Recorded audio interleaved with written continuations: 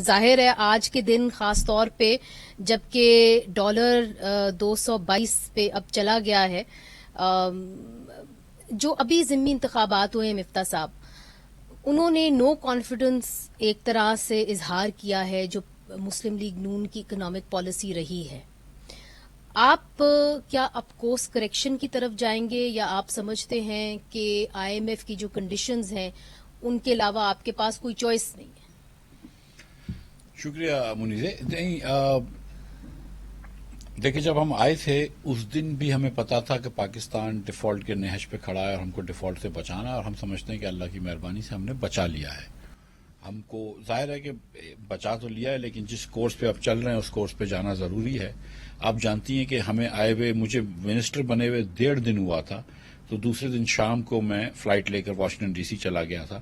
سو ہم نے کسی چیز میں تاخیر نہیں کری، نہ ہمارے پاس تاخیر کی یہ غلطی کی کوئی گنجائش تھی۔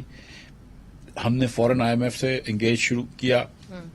اس کے بعد جیسے ہی میں واپس آیا ہوں 2 دن کے اندر اندر پھر میں سعودی عرب چلا گیا، وہاں سے واپس آیا ہوں، دیگر جگہوں پہ گئے۔ تو گزارش یہ ہے، کہنے کا مقصد یہ ہے کہ ہم نے پاکستان کو جہاں جہاں سے مدد کی ضرورت تھی وہاں سے مدد کیا، پروگرام آئی ایم ایف کا بحال کیا۔ آئی ایم ایف کے پروگرام بحال ہونے سے ورلڈ بینک اور ایشین ڈیولپمنٹ بینک کی کریڈٹ لائنز پاکستان کے لیے اب کھل گئی ہیں۔ تو اکنامی، اور اس کے بعد اس مہینے خاص طور پر ہم نے امپورٹ کو کرب کیا ہے، کیونکہ کرنٹ اکاؤنٹ ڈیفیسٹ جو پچھلے سال $17 بلین کا تھا، جو پاکستان کی تاریخ کا ایبسولوٹ اماؤنٹ میں سیکنڈ بڑا ترین تھا، اور اس کو ہم نے کرب کرنے کے لیے آلریڈی اقدامات اٹھائیں۔ اس مہینے اب تک 18 تاریخ تک، کل تک صرف 2.6 بلین کا امپورٹ تھا، اور ہم سوچ رہے ہیں کہ ہم 6 بلین سے کم امپورٹ کر لیں گے، جبکہ پچھلے مہینے جون کے مہینے میں 7.7 بلین کا امپورٹ تھا۔ اتنا تیل مہنگا ہونے کے باوجود بھی ہم نے امپورٹ روک لی ہے، اور انشاءاللہ تعالیٰ آپ دیکھیں گے کہ ہم اتنا کم امپورٹ کر لیں گے کہ ہم کرنٹ اکاؤنٹ ڈیفیسٹ کا مسئلہ عبور کر لیں گے۔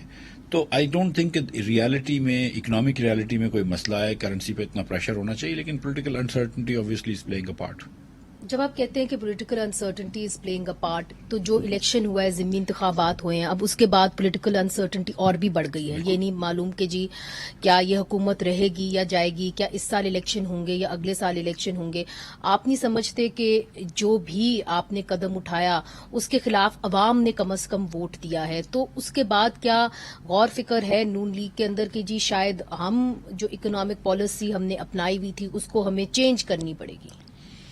اگر آپ ٹوٹل ووٹس دیکھیں جو 20 ان سیٹوں پہ ہوئے ہیں، تو مسلم لیگ کا ووٹ کاؤنٹ 40% سے بڑا ہے، پی ٹی آئی کا ووٹ کاؤنٹ صرف 33% سے بڑا ہے۔ یہ 20 کی 20 سیٹیں وہ تھیں جس پہ مسلم لیگ ہار گئی تھی۔ 10 اس میں انڈیپینڈنس جیتے تھے اور 10 پی ٹی آئی والے جیتے تھے، اور 10 جو انڈیپینڈنس جیتے تھے وہ پی ٹی آئی مل گئے۔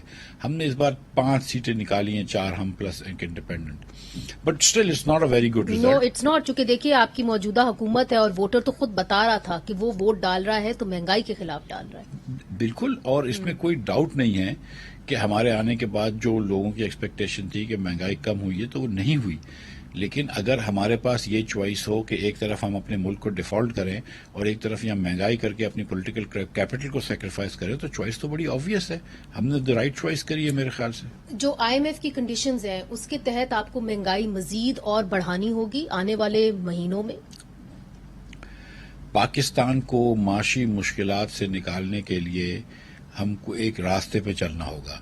اگر دنیا بھر میں تیل کی قیمت بڑھ جاتی ہے، یہ تیل کی قیمت، اور اس کو ہم پاکستان میں پیٹرول کی قیمت پاس آن نہیں کریں، جیسا کہ عمران خان نہیں کر رہے تھے، اور وہ نقصان لیتے رہیں اور قرض پہ نقصان لیتے رہیں، کیونکہ ہمارے پاس پیسے تو کوئی تھے ہی نہیں، تو اتنا قرض کا بوجھ بڑھ گیا پاکستان کے اوپر کہ معیشت ڈوبنے لگی۔ پچھلے 4 سالوں میں عمران خان صاحب کی نااہلی کی وجہ سے اور بدعنوانی کی وجہ سے 20,000 ارب روپیہ اس معیشت پہ قرض چڑھ گیا۔